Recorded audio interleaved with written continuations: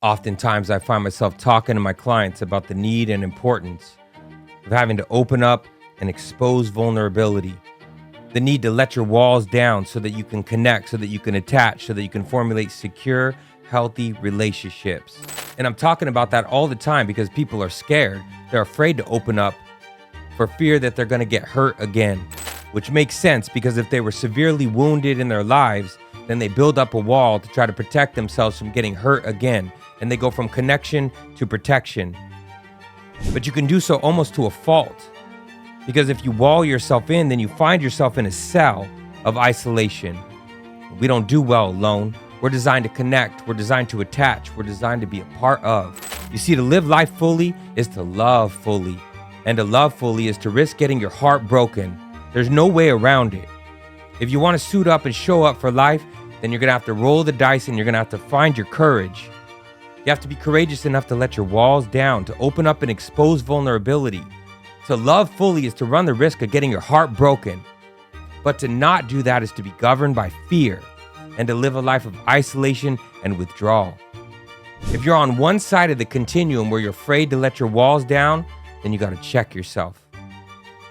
But if you're on the other side of the continuum where your walls are always down and you have your heart exposed to the world, and you'll cling or attach to whomever, whenever, then you got to check yourself too. Both of them are governed by fear. You see, one of them is afraid to let their walls down for fear of getting their heart broken, and the other person is afraid to be alone. Studies show that people who are alone or perceive that they're alone feel unsafe. And yes, we're not designed to live life alone, but there are going to be times in your life where you have to feel safe solo, where you have to cultivate solitude. Otherwise, you're going to find yourself in a place of desperation where you're going to cling and attach to the next person that's in front of you, regardless of if it's safe or not, whether it's healthy or not, whether there's chemistry or not. And then you're going to find yourself in a toxic relationship, in an abusive relationship, in a domestic violence relationship.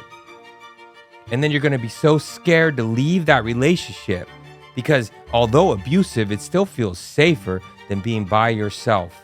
You're so afraid of being alone that you'd rather be in this. Or you can formulate a circle of friends that will betray you, that will take advantage of you. You have to be very careful. Some of you need to learn how to put your walls up. Not everybody is safe for us. Not everybody deserves to be in your inner circle. You have to learn how to gauge people. Some people will lie to you, and they'll do it with the best of them. They'll lie to themselves. They'll tell you exactly what you want to hear. They'll show you what you want to see. They'll wear a mask.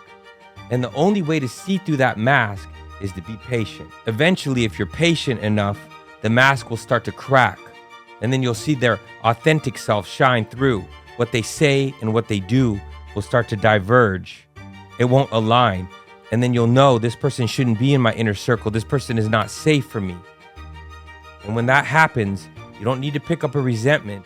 You can wish them well on their journey, but you have to affirm your boundaries. You don't want to stay in that relationship because you're afraid to be alone.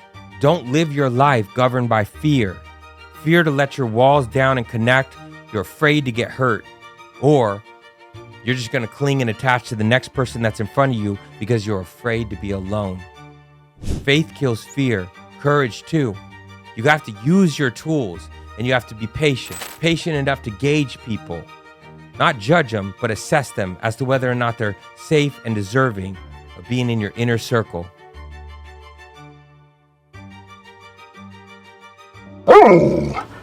Timber approves this message.